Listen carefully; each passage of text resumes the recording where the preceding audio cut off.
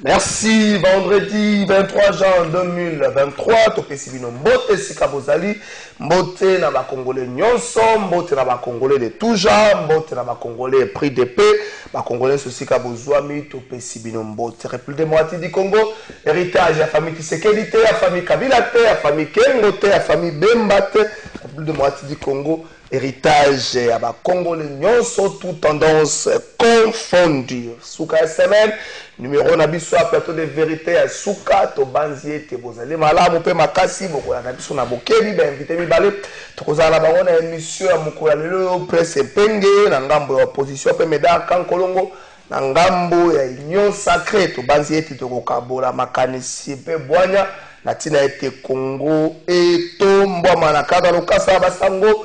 Bon, que décision ya dos Ndombas et plutôt décision ya Martin Fayulu ya kusala retrait ye longona décidé kusala retrait na processus électoral à dos Ndombasi a télémé yango te kasi asengi na Martin Fayulu a revoir moi muke décision na ye pour na ye a monique décision na ko tika peuple congolais orphelin peuple oyo bazali ko croire na Martin Fayulu abi surtout bande ko non qui vous paie et tout yo bazali ko na Martin Fayulu moto kaka moko yo ko pacifier la partie est la République démocratique du Congo décision na ye a ko se retirer la processus électoral et ko tika peuple na orphelin yango asengi na Martin Fayulu a salata makasi mokolo ya dimanche na occasion meeting ya 4 leaders de opposition le bloc de Lubumbashi a zongela maloba na pe aloba na bandeko ya kokoba na procès électoral wana Ados Ndombasi aboyi batika esika na bato oyo selo Ados Ndombasi bazali ko bebisa mboka na biso résistance pour la bango il faut résister même na kati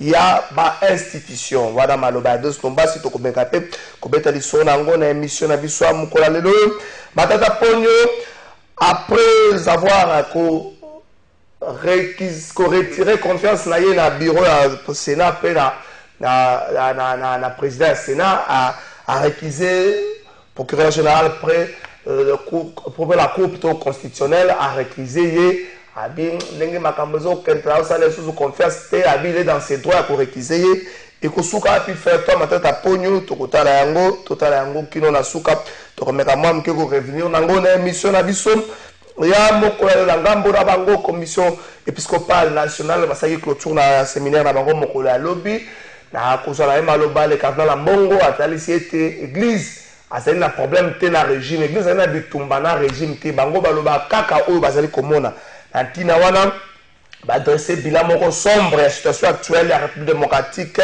du Congo tokozongela yango pe na émission na biso ya mokola lelo fête Kinshasa to clôturer semaine na yango tokomi wapi makambo ndenge ezokendela tokomi wapi les délais ya président assemblée provinciale na gouverneur tokomi wapi na initiative déclenchée pour la coalition le président de l'assemblée provinciale tokomi wapi est-ce qu'une force s'est installée na Bokambia ville province de Kinshasa mbokele yango bila koto tozo avait passé à godem pour ya kozanga été dimanche oyo ya kozanga na clit ya ko charger pesa mwa ba koyembe na nzembo wono boyebi to komeka mpe ko revenir na yango na émission na biso ya mokola lelo Fabrice Lusindi 2 jeux sanctionnés par la plénière au niveau Assemblée nationale a été réhabilité la ministre d'État ministre en charge du portefeuille Abdel Kainda Motuna.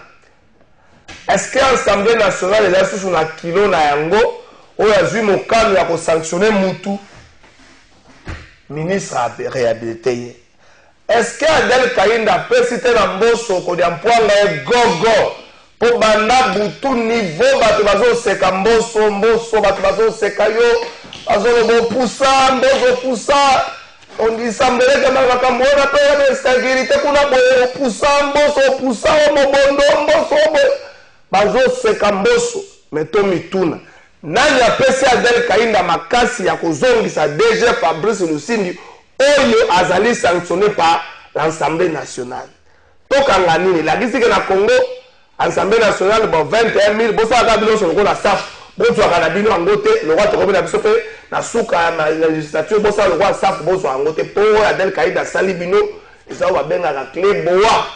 Bon, sur le diampoanga, Sambela, Nzamba, côté là, yo, tu évites ce que souka dans la loi, puis Adel Kaïda Gogo, yo.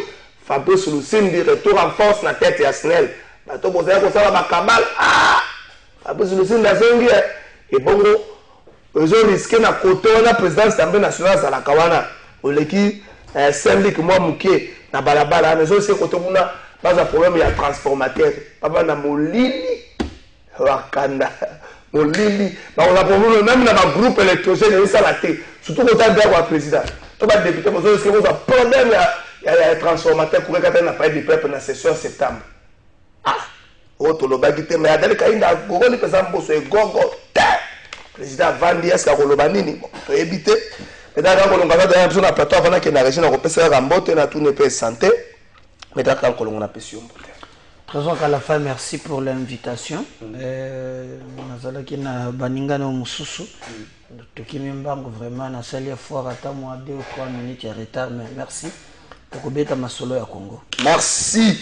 Donc la régie totale 40e anniversaire, il y a OEBK, plutôt 40e anniversaire, il y a Pont Maréchal. 40e anniversaire, il y a Pont Maréchal, et coïncide plus pratiquement à 40e anniversaire, il y a OEBK. Pont Maréchal, on a parmi les bijoux et les cannabis. Mobuta ça, il y a l'autre côté, Mobuta ça. Oh papa, c'est bon, Pont Maréchal, il y a un peu de temps là. Tu as apprécié le président Nyon sur l'époque, Oyo Fatia, ça, toi apprécié. Oyo Kabila, ça, toi apprécié. Oyo Mouza sala qui toi apprécié, Oyo Mobuta sala qui Mbuta Kasavu sala qui toi apprécié, bon on est batonga Congo, ne façon rien. Token d'arande liboso. Il y a une continuité de l'État parce que yo sali muninga ko ya pa ko sala 40e anniversaire au Yebeka, ezaki célébrer mokolo ya mardi au katisika Pont Maréchal mo ko soki moi place mo ya bango ba bongisa ki wana, ezaki célébrer mokolo ya mardi, ministre Fabrice pour la représentant qui premier ministre vice-ministre, il y a transport, représentant qui ministre national, il y a transport, gouverneur Congo central, Azalaki, wana vice-gouverneur, Azalaki, les DG Jean-Claude Mavambo, Azalaki, bata côté kuna bazo, bata webeka bazo, bamingi, Jean-Claude Mavambo, quand on parle de lui, on voit les sociales, Aza Penza, Azo Kipe Bango Pepe, toke na Gambaresh.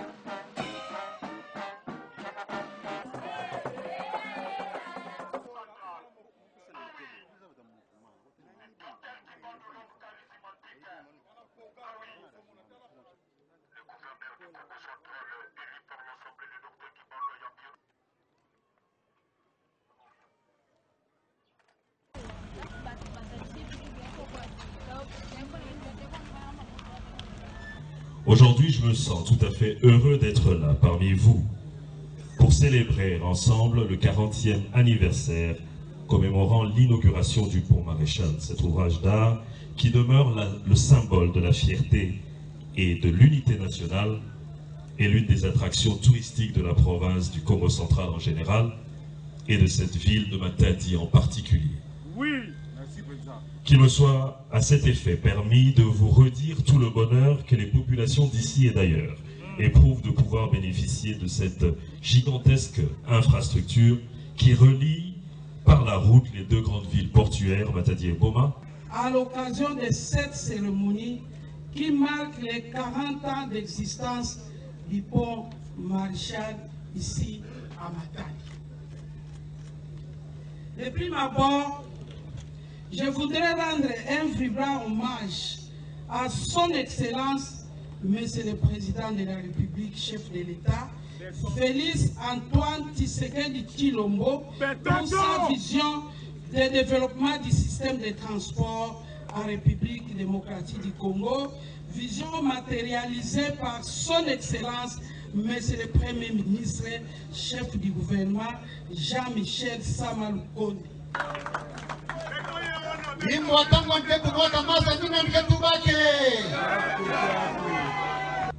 40 ans après, beaucoup de choses se sont passées. Mais 40 ans avant, son Excellence, Monsieur le Gouverneur, a eu à le dire. je nous revois.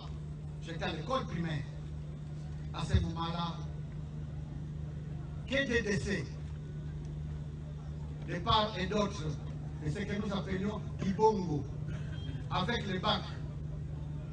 Ce qui me revient à l'esprit, il y avait un commerçant venu de Tchela, dans un véhicule qu'on appelait Silaouka, en rupture de frein pour entrer dans les bacs, et qui est parti corps et bien, et dans plusieurs cas avaient été enregistrés.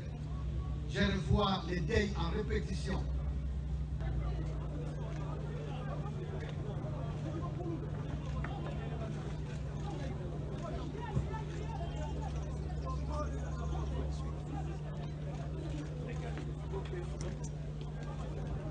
Qui vient à la province? Voilà Maëlle. Charismatique. Merci. Dans la côté à Sarah, mon Pogar, vous venez pour ça. Pogar, le Bawamini.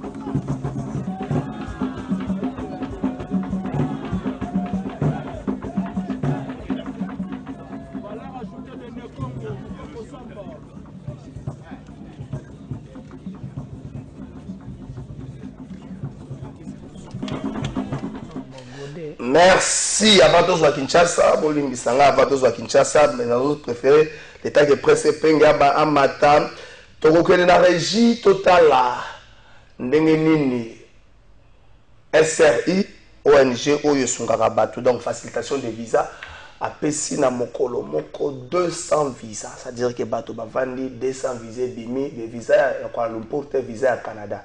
Pour les Kinshasa, l'agence, une agence, parce que visa, mon comme publicité à la télévision, bon, mais tout le monde, on va publicité à la télévision, bon, on va, mon collègue politique, collègue Tatawana, banini, visa, mais SRI, 200 visas, il y a Canada, la personne qui m'a collé, lobby, na carte, il y a 200 visas, il y a 6 familles, c'est-à-dire, il y a 20 familles, mais d'accord, quand on va jouer, on va jouer, na papa na maman bazui visa bakene mais bozo ki makongo ba vide kotika la boy SR ozo sala mabe bato bazo ki makongo banani ba voter banani ba voter mo bazui visa zo ki lobe ako kene lelo banani ba voter kongo kotika la vide boto kana régime total la remise à 200 visa et ça makina à niveau il y a SRI toké.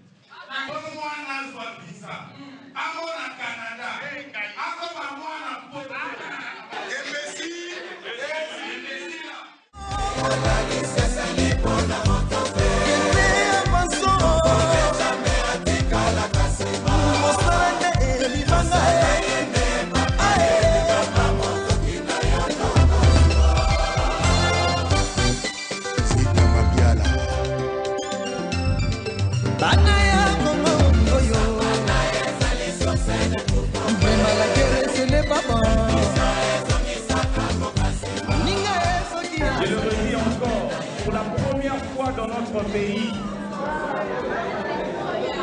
une agence de voyage va remettre officiellement plus de 200 visas Canada.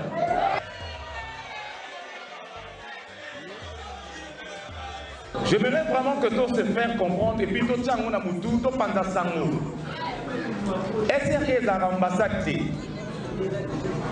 SRI, il y a un kabara visa. SRI yete Moutouaza, ambassadeur ya Canada ou bien président des États-Unis. Moussala ya SRI eza pour accompagner bateau bazan à projet d'immigration. C'est-à-dire en termes de visa.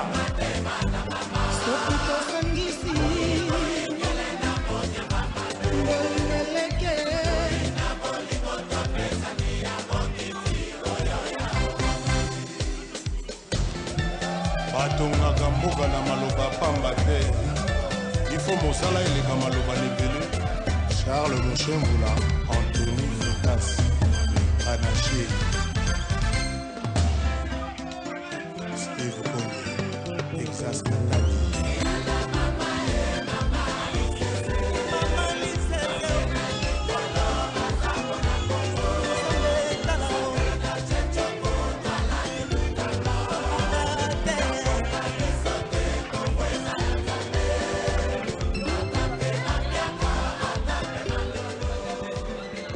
na télé bande ko ba okende puis nazwaki mbongo na apona ope ba megana ta ba chombo na banda olandela ngamu na atala wi batu ba okende na tsaki mer na biso musuku mer ko atali wi batu ba okende ndeto to ke mer ko ateka chenet na e mo ya or kuna mambo donc moi ko banga mais sport ezalaki par rapport to ndo mona ba ninga misusu ba keiki donc kinda izando to teki bo kangisi nde ezalaka to ke verser ndeto bande copie donc nga beti 5 mois donc 5 mois ka bor ya ngo ya mona soki ba marambo donc esengo tellement na bisi dana parler botsa ba poudre ba lambe nga mbanga. Vous souhaitez remercier Zambé parce que ça fait au moins 2 ans depuis la personne une bonne pour la bana. Bana ko ndima ko tout que réalité zali parce que ba gens c'est belé ba lokuta pezali mais lelo na moko na vivre ba visa bana ni so misa to bimi vraiment razana c'est moi kasi comme on a dit nous ko tembe na pe na muta tembe ndenge ngamona vivre na ndimi yango donc c'est la réalité donc boya botal sa chance na bino bo gagner ndenge bana ngaba gagner. Bon message donc ba SRI les agences de voyage les ambassades, les immigration, mais quand même les agences de soutenir Bissobagène. Merci SRI et Zoami en diagonale, plutôt en face, il y a entre principal, il y a 1h B, na Willery, côté Andia, il y a au moins SRI, il y a plus de 12 ans d'expérience, il va changer à c'était pour ma B, il y a l'agence de voyage de l'eau, Awa, Lobikuna, sur le monde, il va changer. Donc, moi, Kokoso, moi, crédibilise, opposé moi problème, presse Pengue, n'a pas su, Mbote, président de Congo. Mbote, trésor, Mbote, Mingi, Mbote, na co-débattre, merci, na Baïbanso. Merci. Mais quand on a tout ce qui s'est semé avec Cameroun Kinshasa, ça fait plus de 2 semaines. Attention, comme il fasse, et banda qui dénonciation à Pasteur Kodem pour le président de l'Assemblée provinciale a dénoncé. Après ça, l'ultimatum Moko, il y a 48 heures, le gouverneur à ville, avant l'ultimatum Mekoka. Non, après l'ultimatum, il va passer une beauté, l'ultimatum Sili est commis. Procédure Moko déclenchée pour Naroko, ça y est. En fait, normalement, plénière il faut à la lélo. Ce qui est l'élo, les gens se diront peut-être les alliés farce, Moko Boye, ben, ça donne l'impression, il y a Kinshasa Moko, gérer d'une manière, il y a copain, copine. Est-ce que cette façon de faire, il y a Bakambe Kinshasa, c'est que ça bino, Kinshasa, moi, c'est moi. Moi, je ne vais pas perdre mon temps parce que Bato, yo personnellement, tango yamba kanga le bagaunga zara na problème personnel na bakambiwana na même maintenant que ma union sona lobaki le la tinzoto je crois que fallait au sangai raison parce que eloko bazo est là ça n'a rien à voir l'intérêt à la population. Comment ça ba dénonciation pasteur Godem pour c'est là Godé mandat il y a 5 ans to beleli la yo quitté 6 mois nda moni makambwana lelo n'est pas tard. Là, on peut cet exemple. Et là, on est là, yango. Il y a Liboso. Godem Poi, na ba député provincial, ba qui ko mbongo na banque moko Freeland First Bank. Na mbongo bazwaki, basombaki ba mituka, ba musu basombaki ba mapango. Contrat ezalaki ke soki bazwi mbongo wana bakata bango na ba salaire. En n'oubliant pas aussi que tant que Godem Poye à Kotaki, à l'obaki na ntingi kentingi, à zalaki gestionnaire ma Kotaki banyongo, même mituka moko, tinga Kotaki boloko, babotele même na ba mituka. Basumbongo wana. À se rendre compte que etikali 6 mois bazaka na banyongo. Ils ont appelé Gentil de Basolanga makambo na bango. Oh, foutela biso nyongo wana. Et les informations ma possession, Gentil de Bisaki bango oh, na kufuta te boyelanga na ba dossier étudié cas par cas. Et tant que étudié cas par cas, et yako koma ke ya goda ziko leka ziso dia asumutu kamune na ya ye asomeli mwasi na ye et na kufuta te. En tout cas, ngama kabo futa bino moko. Colère bandeli wana. Ça n'a rien à voir na makambo yao Kinshasa boyna boy. Makambo ya komi yao biso toloba yango mikolo na mikolo. Ya mibale ezana soki kuze ndeko yango bile sona zana bandelo comme soki levi. Alors, ya zana succès koleka. A Saint Gentina longolela ye na bandal atune garçon n'est pas zolo azana misolo koleka na ye moko ya misato mbongo oyo tobundisaka awa ministre finance abandaki kopesa ba 2 millions quel ki obandaki kopesa ba ONG Nicolas Kata ba ONG kufa bakombola ka lisusu te dans cette distraction oya benda oyo et puis Goda Zabel bagaza professionnel ba diplôme soki 15 yo reprocher ngobila makambo nyonso asalaka mabe boye na boye botie même une commission okende kola auditer mais à la fin tu vas te déplacer yo okende kola ngobela na bureau privé bokende ko simia balukela ngo forme ya bateka ka batungulu na bango bakoloka réconciliation ya mutiki na bango oya makambo l'État soki makambo ale yo lobi na Gentini ya lisolo. Tu vas te réconcilier pourquoi? Ou bien poser la personne la réponse. Donc, dans le moment où ville à Kinshasa est en sous pilotage automatique. Merci. Mais là où on attend Godé, c'est par exemple escroquerie oyo na Gentini bazo sala na pour la ville à Kinshasa. Regardez par exemple quand on a zoya na otina rendez-vous des états na CCTV na moni mutuka moko e otambolaka. Et mituka ya batu. Alors que Gentini Yemoko a 7 degrés à quoi interdire. Il y a un arrêté, il y a un gouverneur à quoi interdire. Ah bon, Yango. Il peut nous expliquer ça. Et celui qui a mis c'est $100 que tu payes. Il y a encore le Kosovo Mongo, ça sera Mongo, le Kosovo Mongo, ça sera Mongo, il y a Bakate. Et bon, ben, c'est général. Ben, je n'ai pas. Ah, et toi, quand ça fait un bon, Zoko, t'as bon la ville. Autorité à ville. Mais il y a appelé ici. Soit on a la police, on a qu'à le fungul. C'est là où les attends problème avec Kinois. Que vous nous distraire, Nabilo, vous avez mouton à Magoloana. Moi, je pense que c'est ça où les Satan n'ont pas. Merci, Président Epenge. Qu'en est-il de l'après-scénario? Je vais mettre en scène un scénario, en matière, c'est un scénario. Et ça aura battu tout le monde a un temps à l'imbissanga na otanga été et ça moi matin mais les et après est-ce qu'il y a encore une certaine crédibilité dans le niveau de l'Assemblée provinciale comment on a que démarche moko allait déclencher juste quelqu'un pomme à lobby on se rappellera encore que vice-gouverneur à l'époque on est Rombongo à l'Obara qui est Bopeto ils allaient projet moko vide mbongo babongisité mbala moko bah ça veut provincial à quoi il s'arrête bah bon ça même que vice-gouverneur est responsable de rien de la gestion quotidienne de la ville mais bah quoi il s'arrête est-ce que les alliés faire Souana et puis bah député bah comment qu'est-ce sa résonance c'est un gouverneur des hommes dans la position. Merci beaucoup. Yali Bosso Nkolobaïte ceci explique cela. Ngobila comme gouverneur et à ville et à Kinshasa comment et Ngobila venait d'où? Ngobila Zalaki moto oyo Zalaki gouverneur et à province et à Maïndombe. Il y a eu des massacres dans Maïndombe.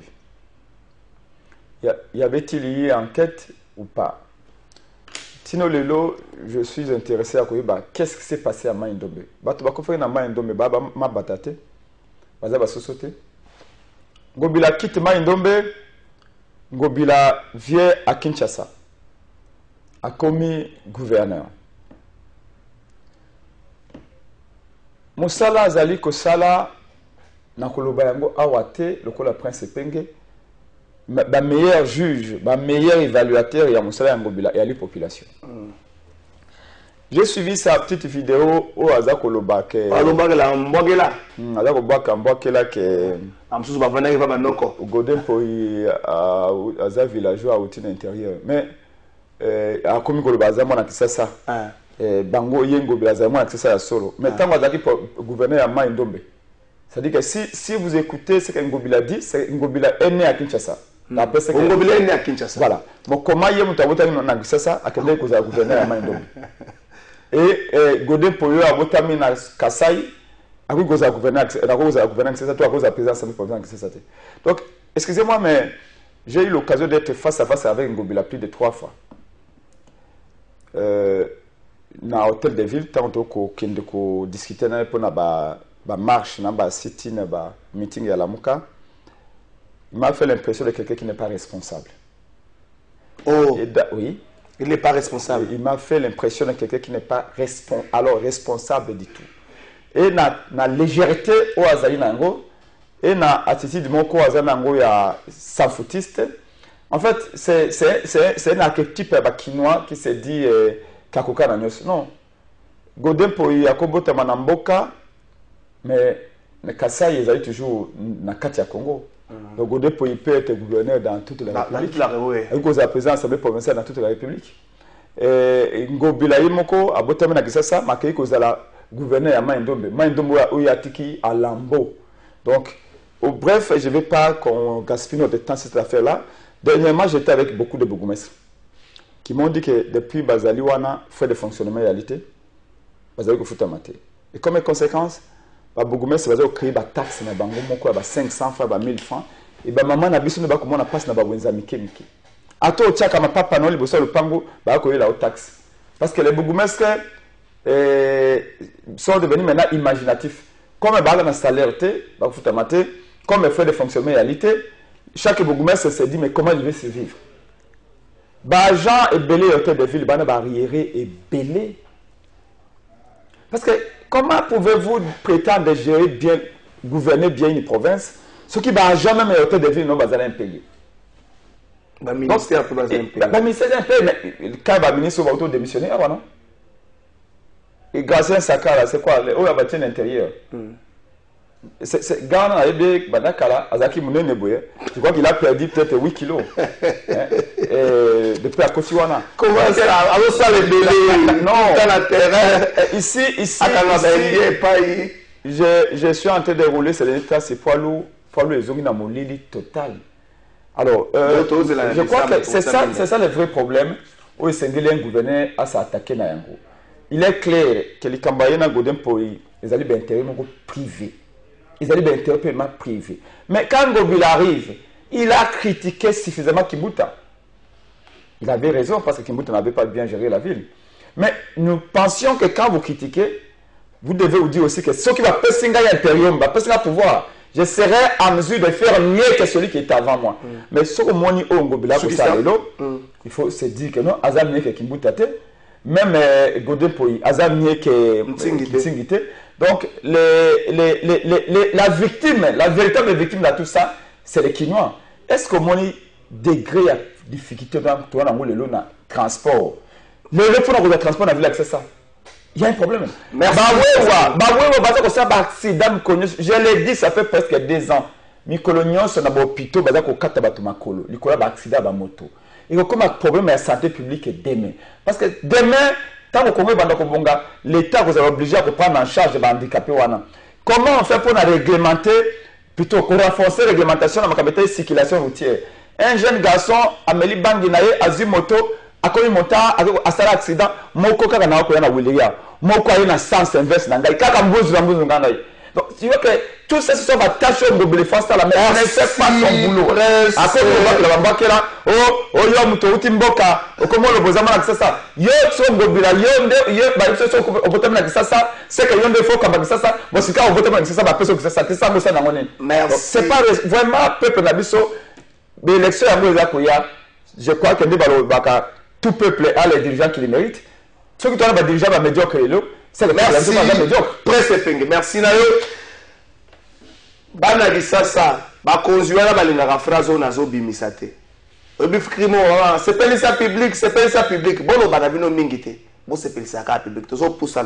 Jean-Claude Vouemba, président de l'Assemblée provinciale, il y a Congo Central, vient de déposer sa démission.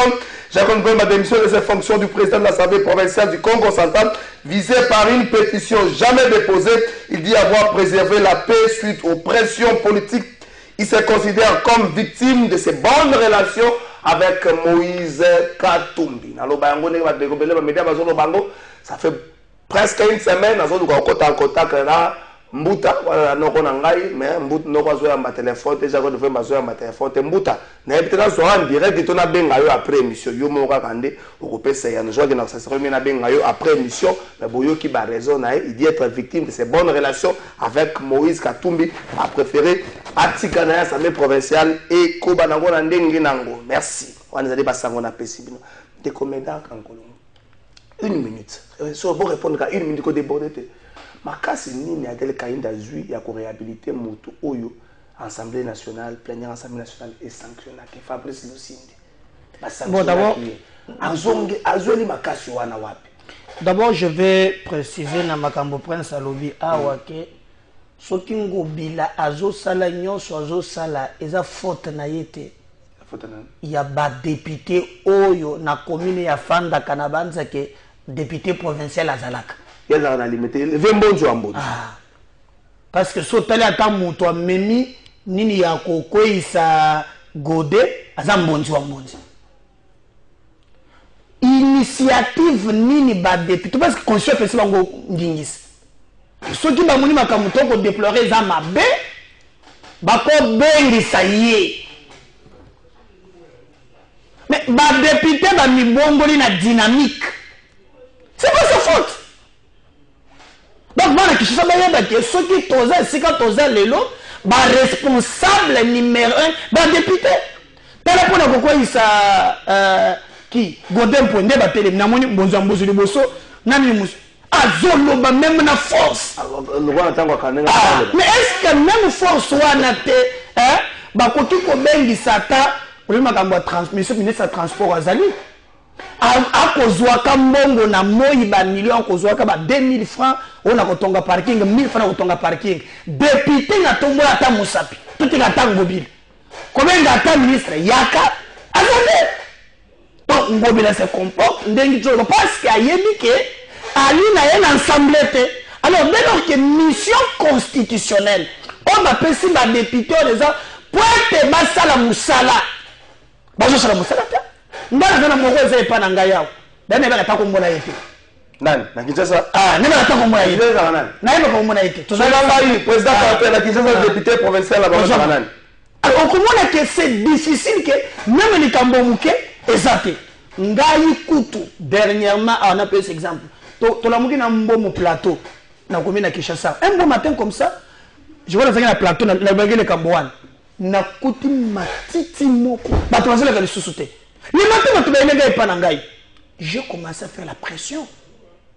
Et le bourgmestre me reçoit. Est-ce que c'est normal? C'est normal. Hein? Na moi place on va fandi. Nous on tient matiti boy. On a balongoli yango. Dieu merci que bakangi même la citoyenne. Mais les vrais problèmes, il faut basonga biso, bazawapi. Même tout ce qui va la bagise ta vraiment. Moi, j'ai installé les partis dans Delvaux, na côté na maternité, arrêt solo. Malaisie, là-bas, il y a solo. Classe Zawana, hôpital Zawana. Il y a des attributions dans la vie dans le gouvernement central. Que faut ce député-là? Merci. Donc, je pense qu'il faut que moi, je comprends en réalité qu'il se comporte parce que ma député, et je me dis assemblée aux batanga batana 5 diplômes tout ça tande ba nous sakana na lelo parce que basali musala na bangote na otuni j'ai na landi likambwana et il paraît non d'abord le problème de dossier c'est niveau ya cour constitutionnelle ko bo sanate que ce qui va koisi moto eza toujours na ba voie ya recours oyo ezalaka même assemblée au cause de la même kuna ezando tana senino ataba publier que no ozui tout ça pour mukolo to ya sika ezala il faut vraiment utana cour constitutionnelle. Et d'ailleurs moi je me posais la question, quelqu'un qui a fait la SNEL, hein, je vois ça qu'il y a 6 mois ou 3 ou en tout cas comment il pouvait entrer en profondeur, hein, na baba nous va reprocher qui est alors que SNEL oui bien un avantage. Je suis dans une entreprise publique, lorsque nous avons le diagnostic des entreprises publiques, en tout cas, ils ont blagué que dans 3-6 mois, alors, je crois que Bazouzi, dans la des procès, est très bien. Ceux qui ont réhabilité, dès qu'ils ont respecté fort, ils ont dit Likambo Oyo constitue Sali Moussala. Mais le plus important, ils ont dit que Bato Tango Bazoya Kakozwa Kangwende, Bébé Kakosale la peuple. Merci. Est-ce que a été désacralisé la plénière et l'Assemblée nationale qui a pris une décision, il y a sanctionné un mandataire public après un temps, ministre a réhabilité.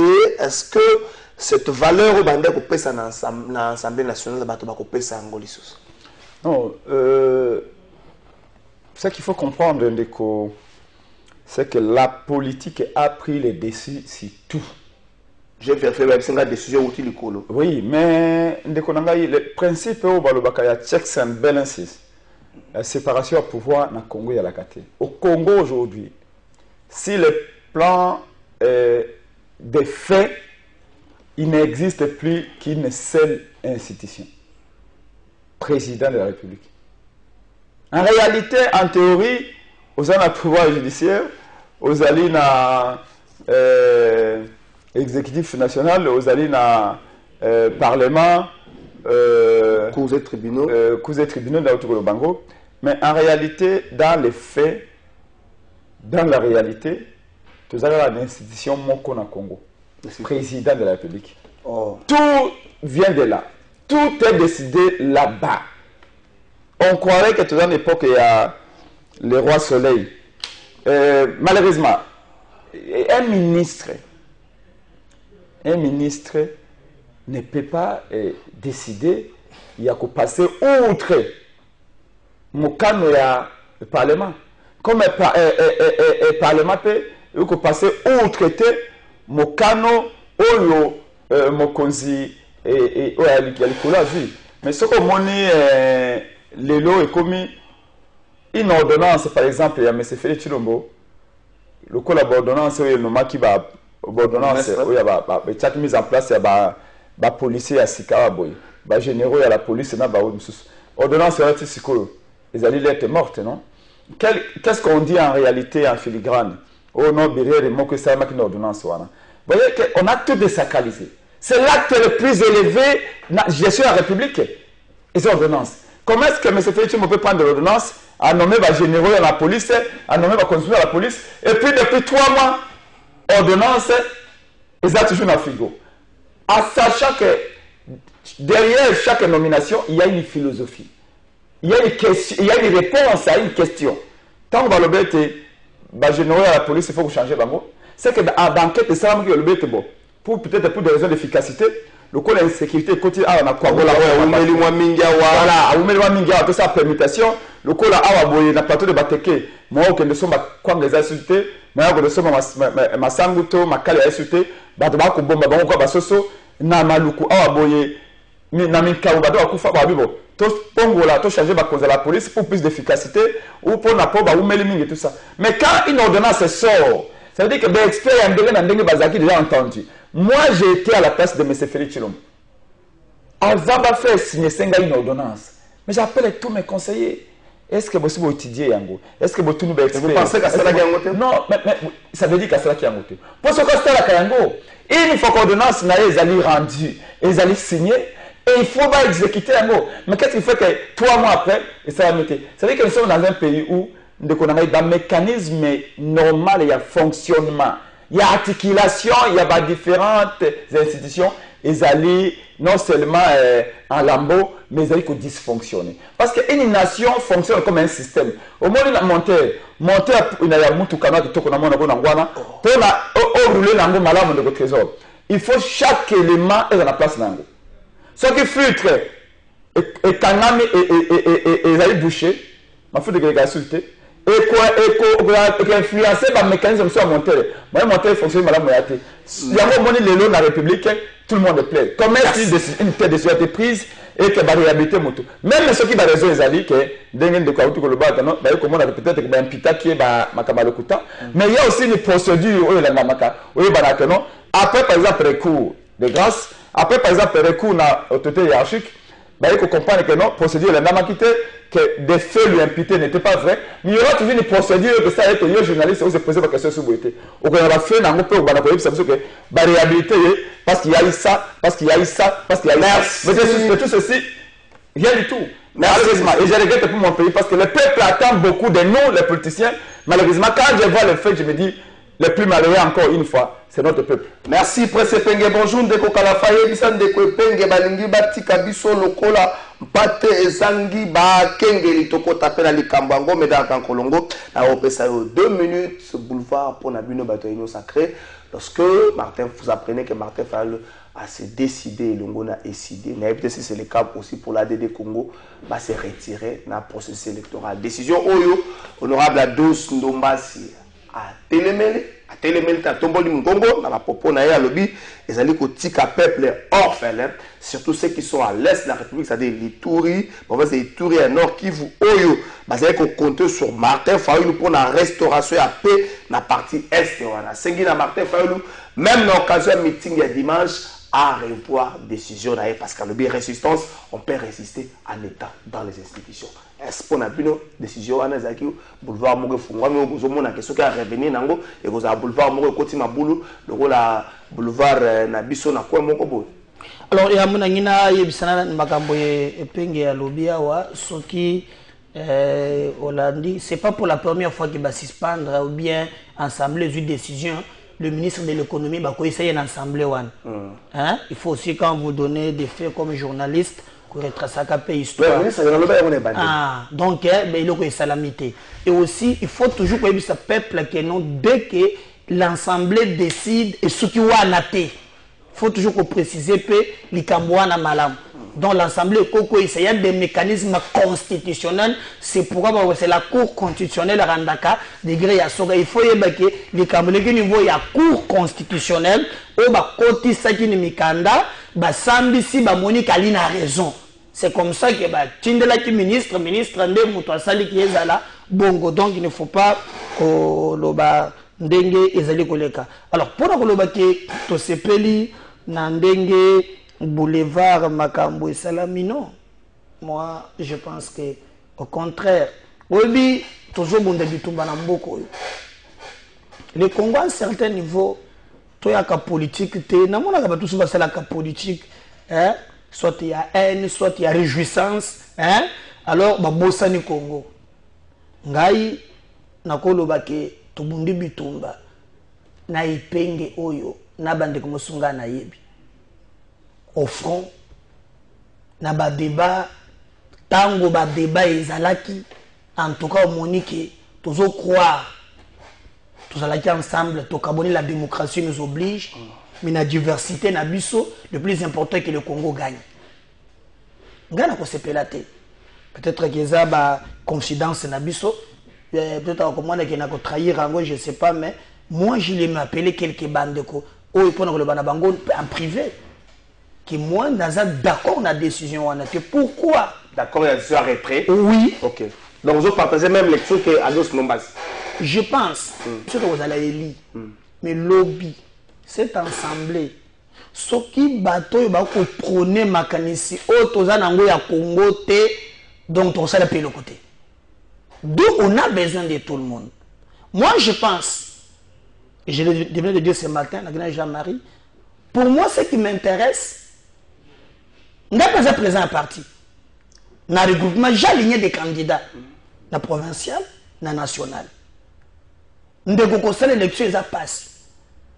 Nazo souvient des fois je doral na kan loga par exemple place on somo to bezo kotate to wendaki dimanche poto bima kuna ba 0 heure na zala ki ba bisika kuna ole ki ngolomi c'est très difficile. Je n'accepterai jamais que musala nyonso wana bakokamata bavoix ezala yanga ezala ya bacandidat oyo ya parti na ngai batindela yango bato mosusu non bakoki kosala pression c'est normal mais kokima élection wana nde ezali mabe. Et d'ailleurs moi selon les informations à ma possession ezali peut-être à Kowanga nango mais nayokaki ke ezali réunion esalamaki avant bato nyonso bazalaki au courant. Mais le moment que Martin prend le mouton liboso a vu le devant au moins tolali atate ba partenaire na bango bazela ata lobité kaka le même jour kamita to bimi ah ce bino bo biso to ko tia baka candidat na biso sans pour ne pas kolobata ce matin zaki na débat na mutu na bango mususu ba obi ko sima na siko bango na bango ils ont meeting le dimanche ceux qui savent je sais je position je suis pas dans le secret na bango na la ni makata bisusu même logique. Alors moi je pense que selon compromis na bango Martin a été trahi na bamususu wana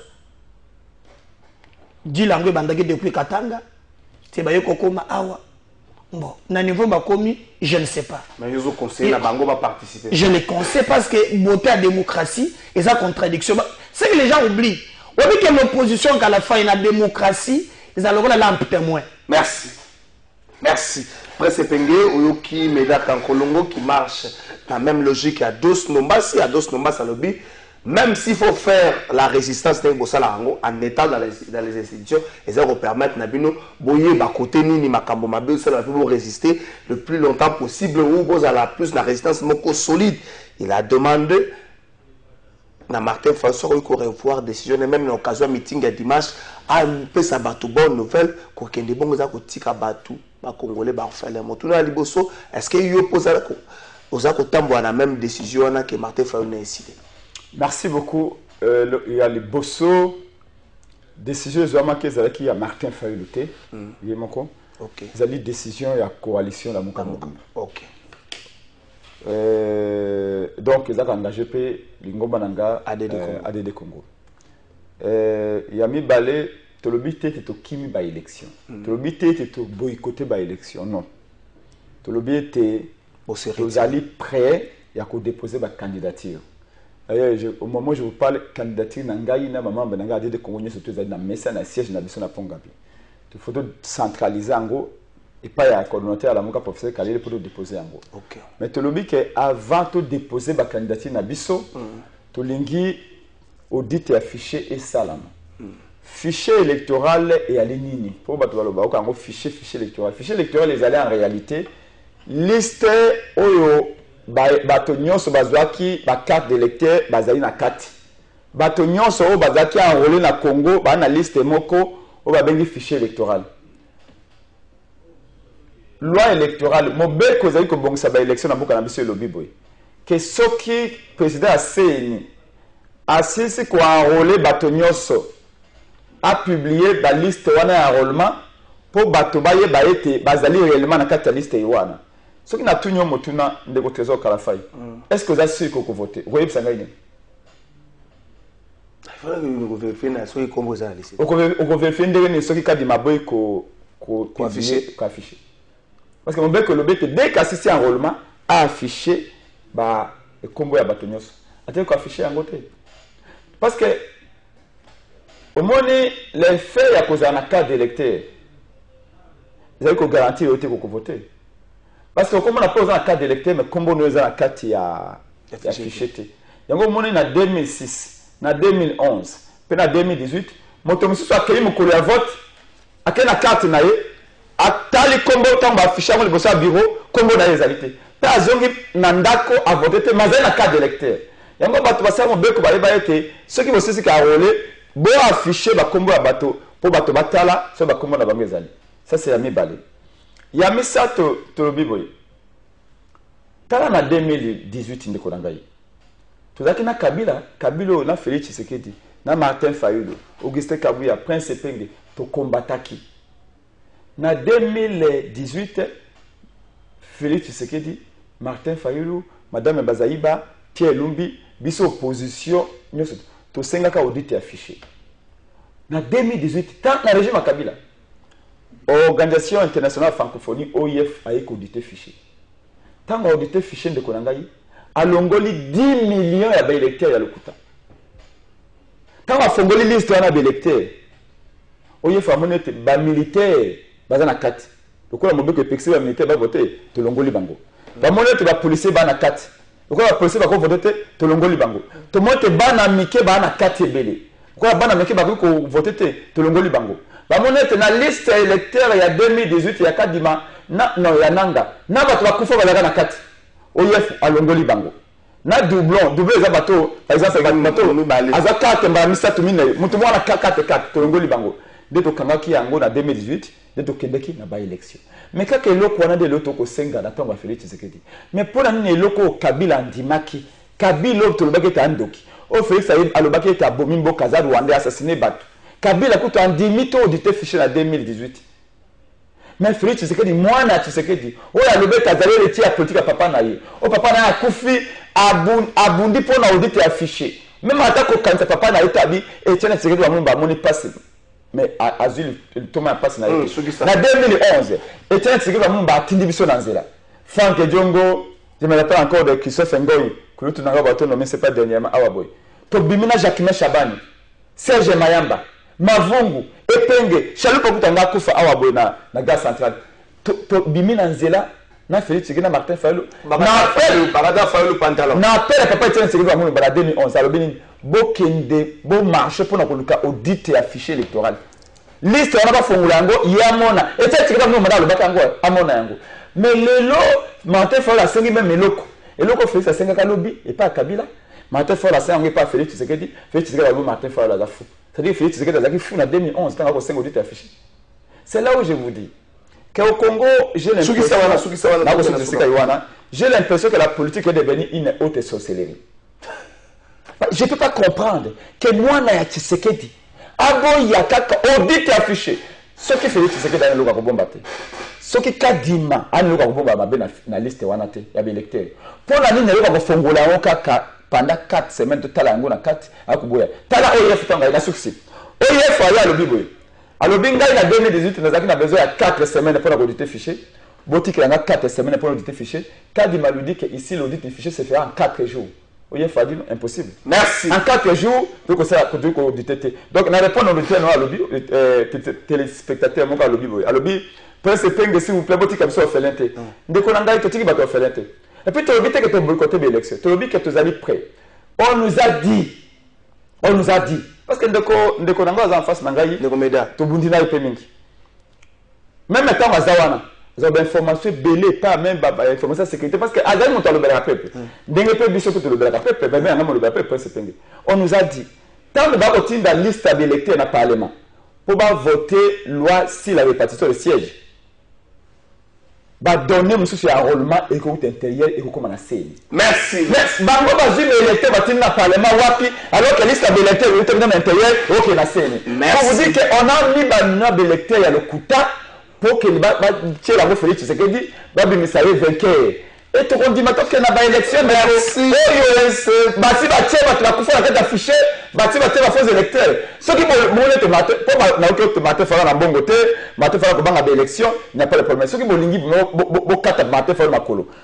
Félix Tshisekedi abenga Kadima FC Kadima. Merci vraiment na Félix Tshisekedi wa mu badanga défendre ngai papa papa ngai fongola liste on a ba électeur total à bâtiment sur Baya, bâtiment à la Mouka, bâtiment à FCC, bâtiment à Sacré, bâtiment à l'Église catholique, en 4 semaines, total,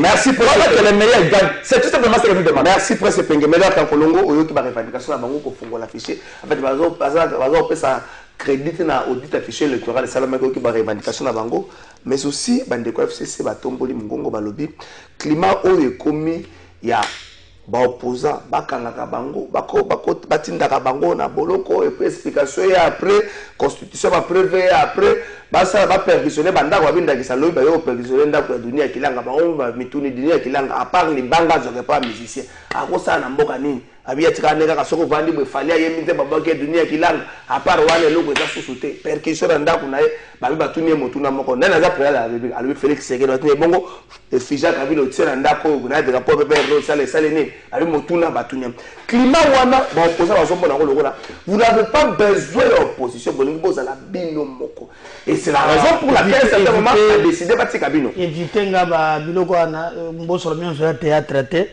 moi je vais pas répondre na Alex Satan ngai na lo makambo za très important au contraire na tshukolo bana yo ok malgré fiché nga na lobby te ke kadima na lobby partout bana ba revendication oya cause la ka pona bango te na tshukolo biso ke no nga na za président ya parti même na union sacrée wana na kolinga te ke président parti musus azo ba député na nga na konjima te moi je suis président d'un parti donc les revendications elles sont normales. Mais là où les bas blessent, et pengaza politicien y a l'éloté. C'est lorsque, non, admettons, prenons le pire. Ce qui va fongolité, c'est que va kokendete. C'est ça la logique. Et maintenant, il faut prendre ma décision courageuse. Et là où je regrette, ils ont maintenant ma partenaire na bango. Parce que lorsque le processus bango nyos. Omoni et segnali pe bando bata. Non, avant d'abord de se prononcer, non, ça ne pas mâcher les mots. Nous on a tout ça le bureau ya Seni na Katumbi. Katumbi a eu ministère à place celui qui a planifié makambo nyonso oyo. Loi électorale to l'élection na Katumbi. Il a ça opposant. Maintenant tractat makambo nyonso ebisa ki bango. Tant que makambo ya ba poser parce que n'a pas cet exemple ceux qui bloquent union soan bolo bagate ndé par exemple Fayulu à lobby biso mais bazali ata lobby le même jour précipitation vous savez en communication il faut kotanga entre les lignes ce qui montre que mayo bango ba yokanaka ndenge bazalaki ensemble bazali trahi. Et puis, bah, trahir même na peuple. Mbote ndeko trésor président Fayulu abima na bloc de 4 wana ezali kopé ça valeur T. Et quand j'attends même bozolo ba oh FCC ba bazo kanga bato non je la théâtre terre nous ça théâtre terre ba on ça théâtre don ndenge balingi ngana kokota te. Moi je demanderai na peuple congolais biso Congo en avant tozo melabino le lenge sika ko ça la politique. Le mal reste partout.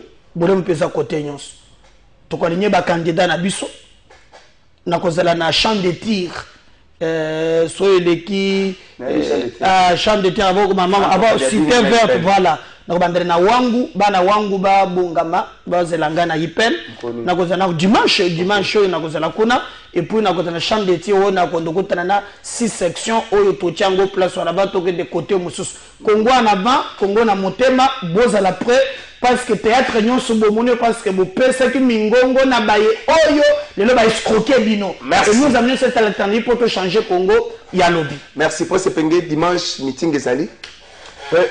Dimanche meeting ya résistance et opposition ezali na Sainte-Thérèse 10h na terrain Sainte-Thérèse ya Njili na 10h ezali confirmé to longola ki meeting samedi parce que on nous a dit que journée sur internationale ya pêche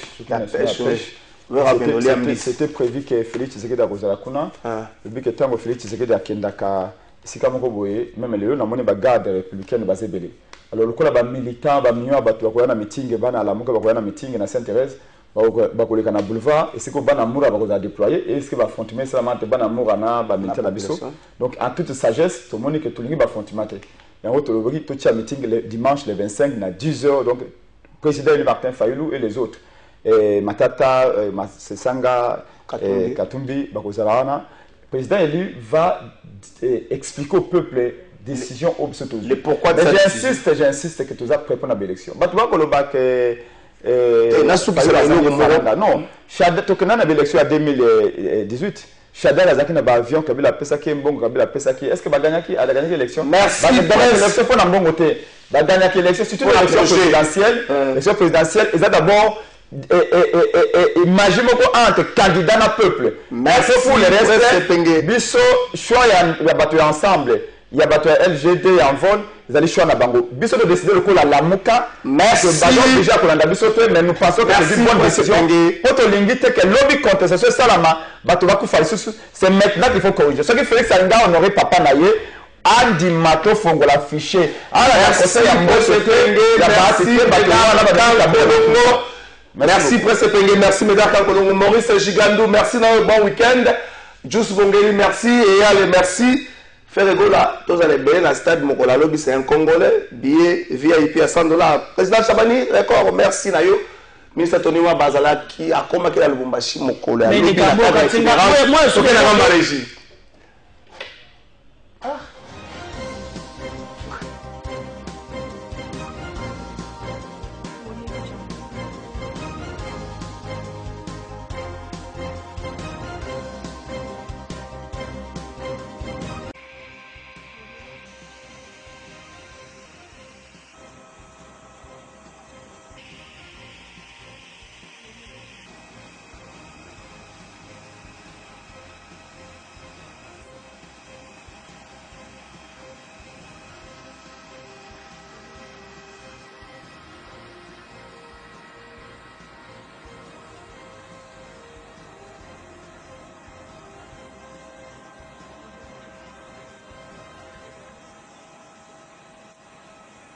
Je suis venu suivre sur terrain comment les instructions qui sont données au niveau central sont exécutées sur terrain dans les provinces éducationnelles. Bon, c'est beaucoup de choses, hein. Il y a des aspects administratifs, des aspects pédagogiques, des aspects financiers. C'est beaucoup de choses. Merci beaucoup. Merci.